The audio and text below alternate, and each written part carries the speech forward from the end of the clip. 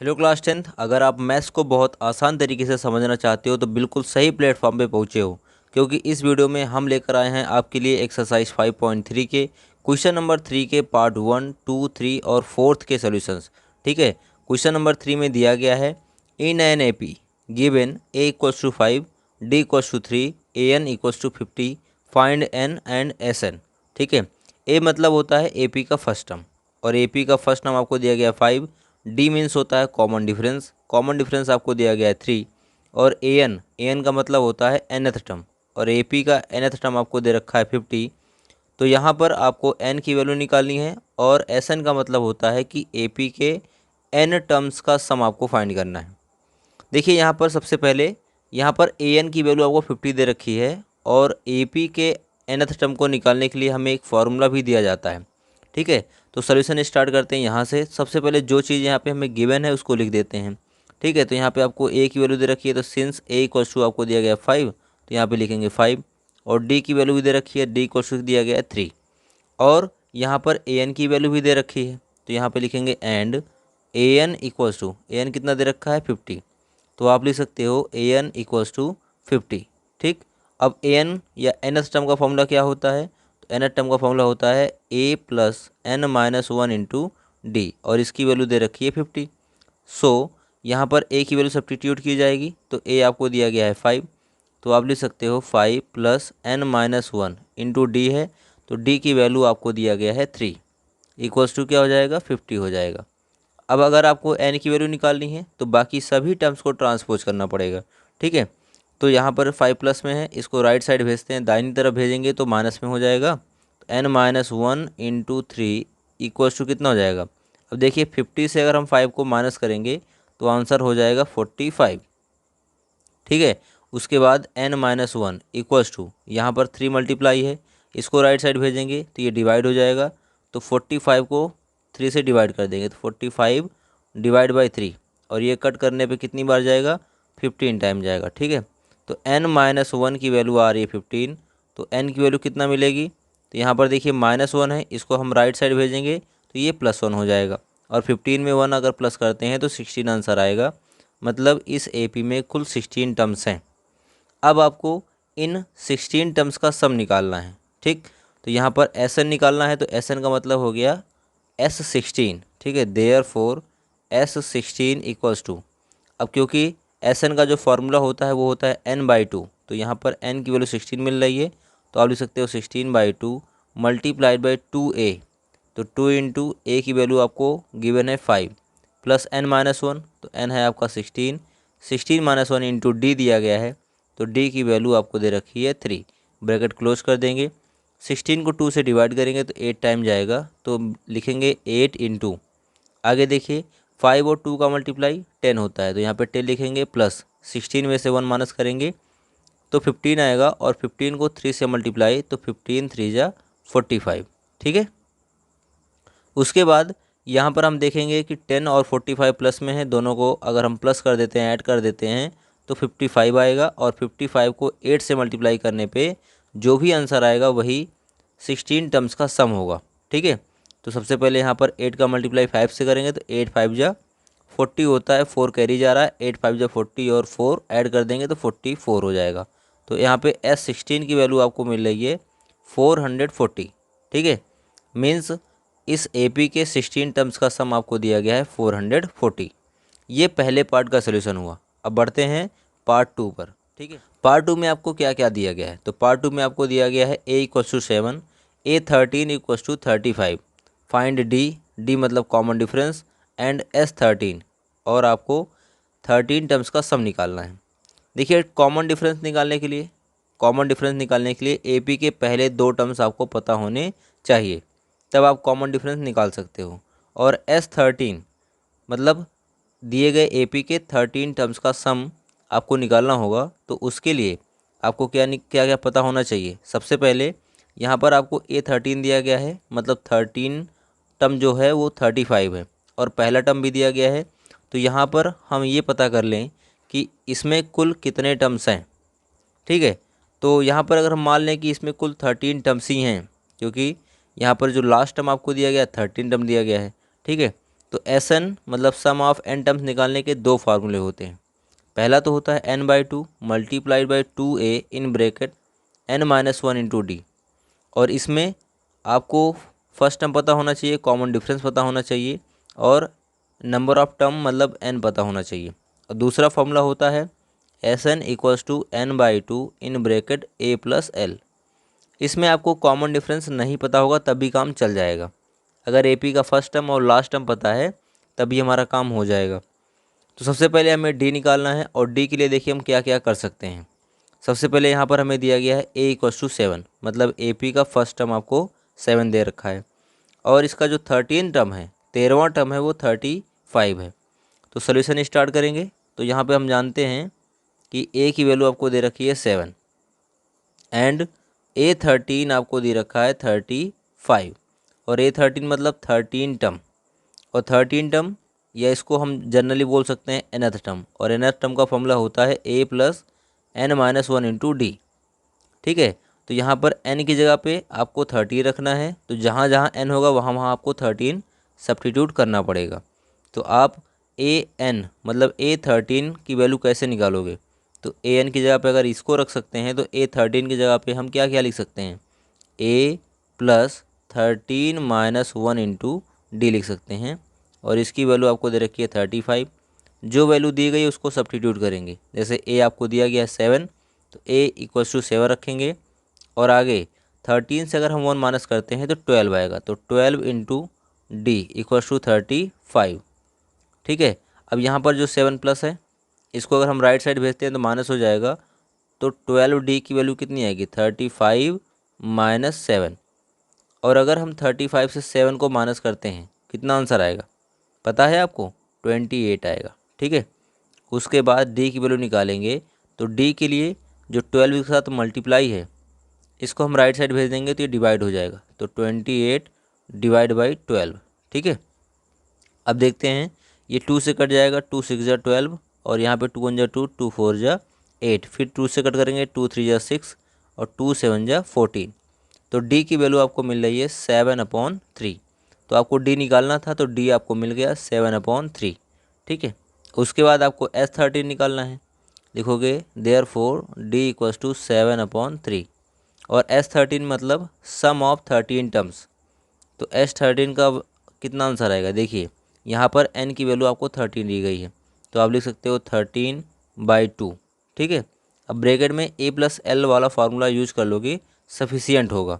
ठीक है, तो a आपको दिया गया है 7 और A13 क्योंकि 13 टर्म्स ही हैं इसमें, तो यहाँ पर A13 आपको मतलब आखिरी टर्म आपको दिया गया है 35। ठीक है, तो आप लिख सकते हो 7 प्लस 35 और अगर हम इन दोनों को ऐड कर देते हैं कितना आ जाएगा, 35 में 7 ऐड करने पे 42 आएगा और यहाँ पर 42 2 से डिवाइड हो जाएगा तो कितना आंसर देगा, 2 2 जा 4, 2 1 जा 2, तो 21 आपका आंसर आएगा।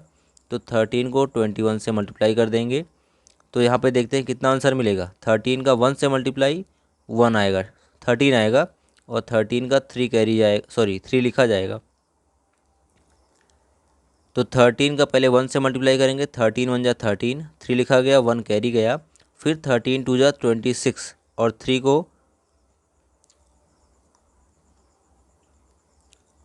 13 1 जा, फिर पहले 13 का 1 से मल्टीप्लाई करेंगे तो 13 1 जा 13, इसका 3 लिखेंगे, 1 कैरी जाएगा, फिर 13 2 जा 26 और 1 कैरी जो आया था उसको ऐड कर देंगे तो 27 हो जाएगा। ठीक है, तो 273 इसके 13 टर्म्स का सम है। ठीक, आई होप ये पार्ट भी आपको बहुत इजीली समझ में आ गया होगा। अब बढ़ते हैं पार्ट 3 की तरफ। तो पार्ट 3 में आपको क्या दिया गया है, देखते हैं। यहाँ पर आपको दिया गया है A12 इक्वल्स टू 37, मतलब दिए गए AP का 12वां टर्म जो है वो 37 है और आपको D की वैल्यू 3 दे रखी है, मतलब कॉमन डिफरेंस 3 दिया गया है। फाइंड क्या करना है, फाइंड करना है A मतलब AP का फर्स्ट टर्म और S12 मतलब 12 टर्म्स का सम। ठीक है, तो यहाँ पर हमें A12 दिया गया है और D दिया गया है, तो D हमें दिया गया है। ठीक है, तो D के हेल्प से हम पहले A निकालेंगे। तो हमें दिया गया है सिंस D इक्वल्स टू 3 और हमें क्या दिया गया है, और हमें A12 दे रखा है, मतलब 12th टर्म जो है इसका 12वां जो टर्म है वो है 37 और फिर से यहाँ पर हम nth टर्म का फॉर्मूला यूज करेंगे जो कि होता है a plus n minus one. तो n यहाँ पे नंबर ऑफ टर्म होता है और कौन से टर्म की बात कर रहे हैं यहाँ पे हम 12 टर्म की बात कर रहे हैं, 12वें टर्म की बात। तो n की वैल्यू हम यहाँ पे 12 रखेंगे, तो 12 minus one into D equals to 37। देखिए हमें a तो नहीं पता तो a को हम एज इट इज़ लिखेंगे। फिर आगे 12 से अगर 1 माइनस करते हैं तो 11 आएगा और d की वैल्यू आपको दे रखी है 3 equals to 37। So a plus, अब 11 3 जा कितना होता है 33 होता है, तो 11 3 जा 33 हो जाएगा इक्वल्स टू 37 हो जाएगा। और अगर आपको a निकालना है तो 33 को राइट साइड भेजेंगे तो माइनस हो जाएगा क्योंकि इधर ये प्लस है। तो आप लिख सकते हो a इक्वल्स टू 37 माइनस का 33 और इसकी वैल्यू कितनी आ जाएगी 4 आ जाएगी। तो a की वैल्यू आ गई 4। ठीक है, जब हमें a मिल गया तो हम इसके 12 टर्म्स का सम भी निकाल सकते हैं। सो अब यहाँ पे लिख सकते हैं S12 मतलब 12 टर्म्स का सम। ठीक है, तो यहाँ पर देखिए हमें a मतलब पहला टर्म दिया गया है और इस AP में कुल 12 टर्म्स हैं, या ऐसा मान सकते हो कि 12 टर्म्स का सम निकालना है। तो इसका जो 12वां टर्म है 12th टर्म है वो भी आपको दिया गया है।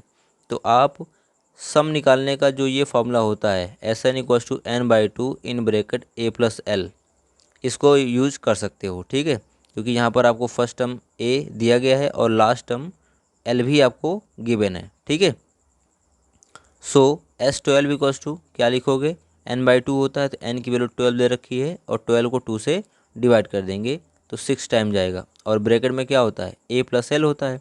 तो a आपको यहाँ पे गिवन है 4 और l लास्ट टर्म मतलब 12वां टर्म, यहाँ पे 12वां टर्म कितना दे रखा है 37, तो यहाँ पे लिख देंगे 37। ठीक है, सो 6 इंटू, अब यहाँ पे 37 और 4 को अगर हम ऐड करते हैं तो 41 आएगा। ठीक, अब 6 का मल्टीप्लाई 41 से करेंगे तो 6 1 जा 6 और 6 4 जा 24। ठीक, तो इसके 12 टर्म्स का सम जो आया वो आया 246। इसके बाद हम पहुंचते हैं पार्ट 4 पे। तो हमने आपको कई सारे पार्ट्स बता दिए लेकिन ये थोड़ा सा हटके है, इसलिए पहले इसको हम ज़रूर बताएंगे। ठीक है, इसमें आपको क्या क्या दिया गया है, A3 दिया गया है 15, मतलब AP के थर्ड टर्म की वैल्यू आपको 15 दे रखी है और S10 दे रखा है। S10 मतलब AP के पहले 10 टर्म्स का सम दे रखा है। तो आपको D निकालना है और A10 निकालना है। D मतलब कॉमन डिफरेंस। ठीक है, तो यहाँ पर हम मान लेते हैं कि दिए गए AP का फर्स्ट टर्म A है, तो यहाँ पर हम मान लेते हैं कि दिए गए AP का फर्स्ट टर्म A है और कॉमन डिफरेंस D है।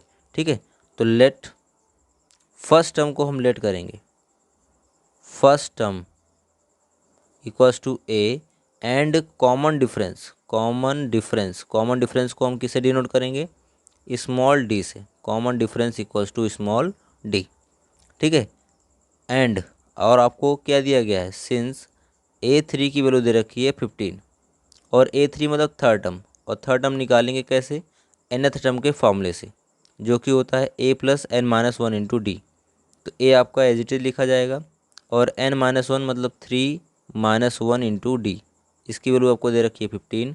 सॉल्व करने पे आपको मिलेगा a प्लस 3 से 1 माइनस करेंगे तो 2 आएगा, तो a plus 2d equals to 15। इसको लिख देंगे इक्वेशन नंबर फर्स्ट। और साथ ही साथ आपको दिया गया है इसके पहले 10 टर्म्स का सम दिया गया 125। तो यहाँ पे आप लिखोगे एंड S10 इक्वल्स टू 125। तो यहाँ पर n की वैल्यू 10 दे रखी है, तो S10 मतलब 10 टर्म्स का सम निकालने का फॉर्मूला हम यहाँ पर यूज करेंगे जो कि होता है n/2। तो n की वैल्यू आपको दे रखी है 10, तो आप लिख सकते हो 10/2 और ब्रैकेट में 2a होता है तो 2a को एज इट इज लिखेंगे। फिर n-1 होता है तो 10-1 इंटू डी को एज इट इज़ लिखेंगे। ठीक है, आगे आ जाएगा 125। फिर 2 से 10 को डिवाइड करेंगे तो 5 टाइम जाएगा, 2 5 जा 10 होता है तो 5 मल्टीप्लाइड बाई 2a प्लस 10-1 करेंगे तो 9 आएगा, तो 9 इंटू डी इक्वल्स टू 125। ध्यान दीजिएगा, अब इसको सॉल्व करेंगे तो यहाँ पर 5 देख रहे हो मल्टीप्लाई है इन दोनों टर्म से, तो 5 का मल्टीप्लाई पहले 2a से होगा तो कितना आ जाएगा 5 2 जा 10a हो जाएगा। ठीक है, और आगे फिर 5 का मल्टीप्लाई 9 से होगा तो 5 9 जा 45D इक्वल्स टू कितना हो जाएगा 125। अब इसको लिख देंगे इक्वेशन नंबर सेकंड। अब यहाँ पर जब तक आपको ए और डी नहीं पता चलेगा तब तक आप इसके 10th टर्म की वैल्यू नहीं निकाल पाओगे, और डी तो आपको निकालना ही है। ठीक है, तो यहाँ पर आपको दो इक्वेशंस मिल रहे हैं। यहाँ पर इक्वेशन नंबर 1 आपको दिया गया है a plus 2d equals to 15, और दूसरा आपको दिया गया 10a plus 45d equals to 125। तो हम एक काम करते हैं, इन दोनों को एलिमिनेशन से सॉल्व करते हैं, और उसके लिए किसी एक कॉफिशिएंट का सेम होना ज़रूरी है। तो यहाँ पर वेरिएबल्स आपको दो हैं दिख रहे हैं, एक तो a है दूसरा d है। तो पहले इक्वेशन में a का कॉफिशिएंट 1 है और दूसरे में a का कॉफिशिएंट 10 है। तो अगर हम फर्स्ट इक्वेशन में 10 से मल्टीप्लाई कर दें तो इसका भी कॉफिशिएंट 10 हो जाएगा। ठीक है, तो आइए स्टार्ट करेंगे यहीं से। तो लिखेंगे multiply by 10 in equation first. ठीक है, तो इक्वेशन फर्स्ट में करेंगे तो लेफ़्ट साइड भी करेंगे और राइट साइड भी करेंगे। तो लेफ़्ट साइड आपका दो टर्म्स हैं, तो यहाँ पे 10 का मल्टीप्लाई हो जाएगा a प्लस 2d से, और राइट साइड में 10 का मल्टीप्लाई हो जाएगा 15 से। तो आइए मल्टीप्लाई भी कर देते हैं। तो यहाँ पर 10 का मल्टीप्लाई पहले a से करेंगे तो 10 इंटू ए कितना हो जाएगा 10a हो जाएगा। फिर 10 का मल्टीप्लाई करेंगे हम 2d से, तो 10 2 जा हो जाएगा 20d इक्वल्स टू, फिर 15 का 10 से मल्टीप्लाई होगा तो 150 आंसर आएगा। इसको लिख देंगे इक्वेशन नंबर थर्ड। अब इक्वेशन नंबर सेकंड और इक्वेशन नंबर थर्ड का ए का कॉफिशिएंट सेम है, तो हम देखेंगे कि इनका साइन कैसा है, सेम है कि अलग अलग है। तो दोनों प्लस में हैं, तो हम इक्वेशन 2 और थर्ड को सब्ट्रैक्ट कर देंगे, क्योंकि सब्ट्रैक्ट करने पर ही ये आपस में कैंसिल आउट होंगे। ठीक है, तो इक्वेशन 2 से इक्वेशन थर्ड को या इक्वेशन थर्ड से इक्वेशन नंबर 2 को हम सब्ट्रैक्ट कर सकते हैं। ठीक है, तो बढ़ते हैं नेक्स्ट पेज पे। यहाँ पर हम लिखेंगे सब्ट्रैक्टिंग, किसी भी इक्वेशन को सब्ट्रैक्ट कर सकते हो, आपके ऊपर है। Subtracting equation 3 from equation 2, from equation 2। तो इक्वेशन नंबर 2 से 3 को सब्ट्रैक्ट करना है, तो इक्वेशन नंबर 2 ऊपर लिखा जाएगा। ठीक है, इक्वेशन नंबर 2 हमें क्या दिया गया है 10a plus 45d equals to 125। तो यहाँ पर हम लिखेंगे 10a plus 45d equals to 125, 45d है। ठीक है, 45d इक्वल्स टू 125। और इक्वेशन नंबर 3 क्या दिया गया है, इक्वेशन नंबर 3 में आपको दिया गया है 10a plus 20d equals to 150। तो आप लिख सकते हो यहाँ पे 10a plus 20d equals to 150। Subtract करने पे नीचे वाले जो टर्म्स होते हैं उनके साइन बदल जाते हैं। ठीक है, तो पहले आपका 10a प्लस में है, ये हो जाएगा माइनस में। फिर यहाँ पे 20d भी प्लस में, ये भी हो जाएगा माइनस में। और यहाँ पर 150 प्लस में है, तो ये भी हो जाएगा माइनस में। फिर 10a प्लस में 10a माइनस में सब्ट्रैक्ट कर देंगे, तो यहाँ पे आपस में कैंसिल आउट हो जाएगा। फिर 45d से 20d को माइनस करने पे कितना आंसर आएगा, यहाँ पर आएगा 25d। ठीक है, और राइट साइड में आप देखेंगे तो 150 माइनस में है और 125 प्लस में है, घट जाएगा, लेकिन बड़ा नंबर माइनस में है इसलिए आंसर माइनस में आएगा। 150 से 125 माइनस करने पे 25 ही आपका आंसर आएगा। ठीक है, आपको डी निकालना है, तो डी की वैल्यू निकालने के लिए ये 25 जो मल्टीप्लाई है इसको हम राइट साइड भेज देंगे। तो राइट साइड जाएगा तो ये डिवाइड हो जाएगा, तो -25 डिवाइड बाई 25। 25 से 25 कैंसिल आउट हो जाएगा, आंसर आएगा 1। तो डी की वैल्यू -1 होगी। ठीक है, डी की वैल्यू माइनस होगी। अब ये डी की वैल्यू को हम इक्वेशन नंबर 2, 1 या 3 कहीं पर भी रख सकते हैं, जिससे हमें ए की वैल्यू मिल जाए।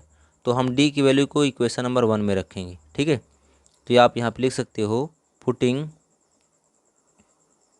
d equals to -1 in equation 1। ठीक है, अब इक्वेशन नंबर 1 में d की वैल्यू रखेंगे, तो इक्वेशन नंबर 1 आपको दिया गया है a plus 2d equals to 15। तो यहाँ पर आप लिखोगे a plus 2d equals to 15। So a की वैल्यू आपको निकालना ही है, और d की वैल्यू यहाँ पर आपको दी गई है -1 इक्वल्स टू कितना हो जाएगा 15 हो जाएगा।